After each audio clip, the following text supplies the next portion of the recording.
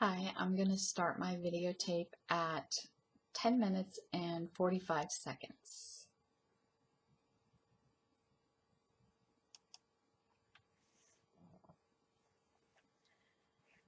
Also, for a woman, you must remember they really have two different titles.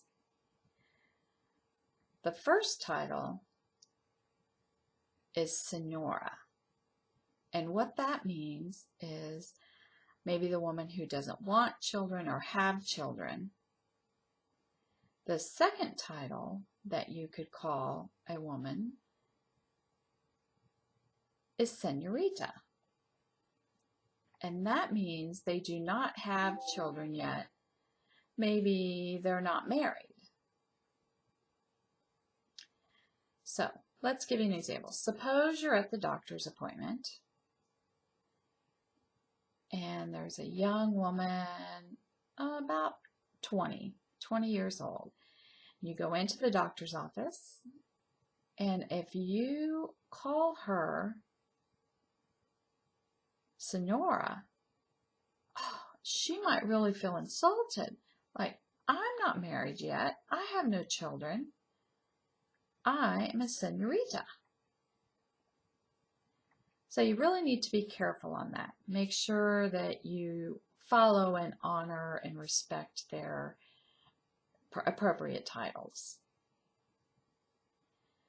Let's say you have a young man, his first name. You don't have to use senor with him. If it's a young girl or an older woman and she's a senora, no matter the age of the woman, if she's not been married yet or have children, you still need to use that title and respect that. Okay?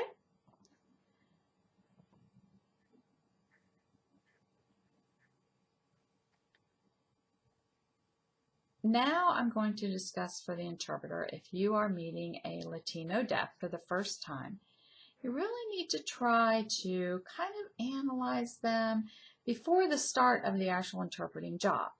And here's what you should do. There's 5 things that you should do.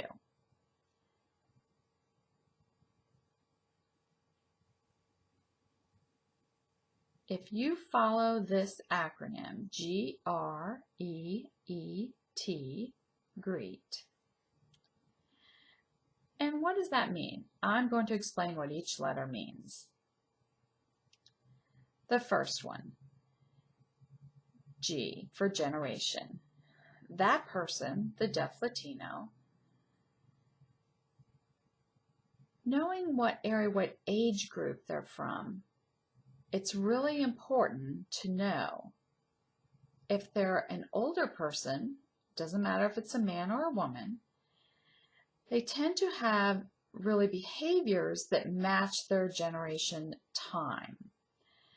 You know, if from their country, and say they recently moved here, they tend to follow and respect more what is from that time. So for example, a man has male roles and the woman has female roles, and those are very different.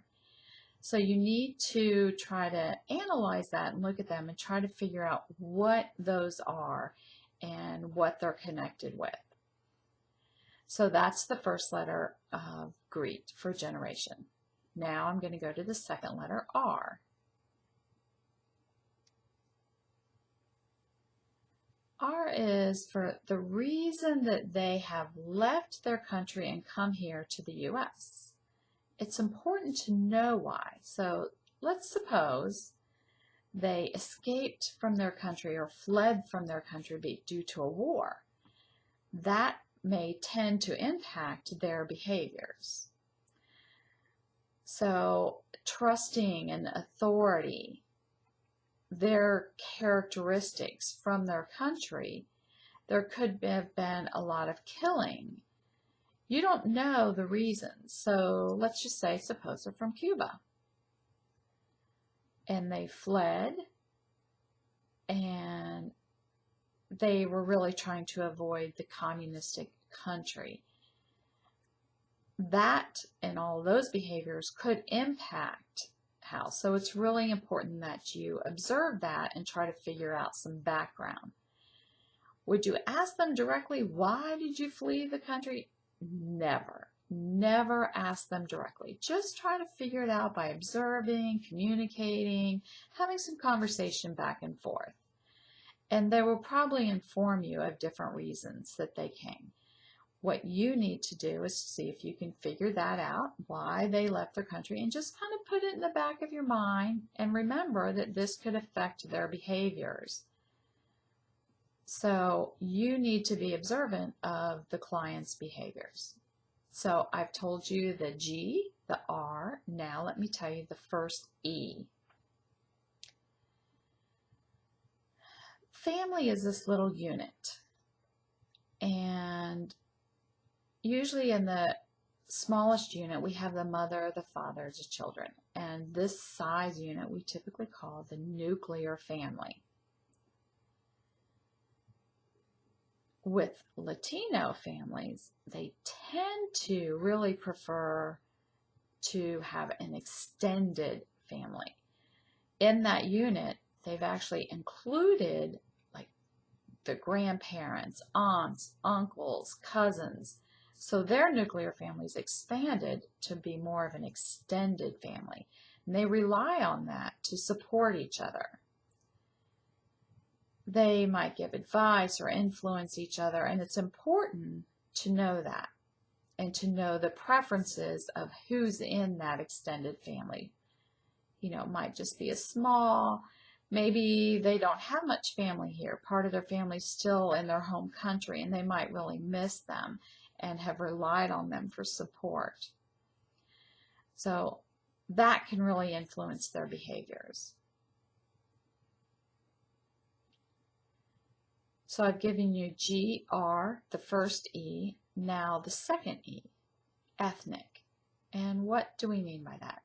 The culture, the behaviors, everything that's included, it's ingrained in them versus just surface actions, you know, like from America to there can be really general. So is it general or specific? They might have a lot of behaviors that come specifically from their country that might impact them negatively. So let's suppose you're at the doctor's and maybe he's Cuban or from Central America. This could influence them by maybe the types of foods they eat. So they might eat a lot of like hot and spicy foods. And that can impact their health. Different than maybe someone who's from more Southern America, South America. They tend to eat more healthy, more meats and vegetables, you know, from that area. That also really impacts their health. So let's suppose they're from the home country, maybe they have a lot of specific celebrations. And that person follows those celebrations and beliefs from their home. But now they're also here in the U.S. and there's U.S. celebrations, and now they're overlapping them both, so they're really having twice as many celebrations. Those can affect their behaviors and their health. So, and let me give you the last one. You've had G, R, E, E, now T. The time that they've been living here. They might have been here a short time, they might have been here a long time, maybe 2 or 3 generations have been here in the U.S. So it's important to know why. If they've been here a long time in the U.S., maybe they tend to become more Americanized or American-like. If they've been here just a short time, they might still be following the beliefs and values of their home country. So maybe they're still really follow the habits and cultures and customs from their home country. But if they've been here a long time, maybe they've preferred to become more Americanized, like this can impact their health. And let me explain how. Most people that move here from the country, they tend to eat vegetables, fruits. But now, if they've been here a long time, those habits could have changed. Maybe now they prefer eating more junk food.